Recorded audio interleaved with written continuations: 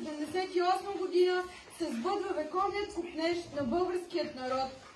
След 5-вековно османско владичество България възкръсва за нов живот. Днес сме тук, за да почетем нашето минало, за да помним борбата и саможертвата на тези, които ни дариха свободата. Моя хубава страна, казва се България. Тук съм роден, тя е рай за мен, моята България. Има славни времена, най-велика е била. Раждала преди, ражда и сега, уни български чада.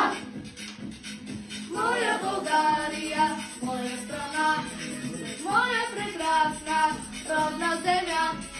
Знай, че обичам те, ще си наричам те, ти си единствена на света.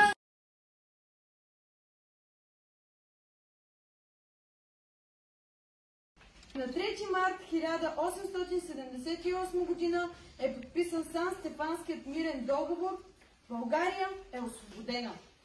Свободата ни не е дадена даром, тя е извоювана с кръв, с безкрайна саможертва и с любов към родината. Днес сме длъжни да помним, да почитаме и да предаваме тази история на следващите поколения.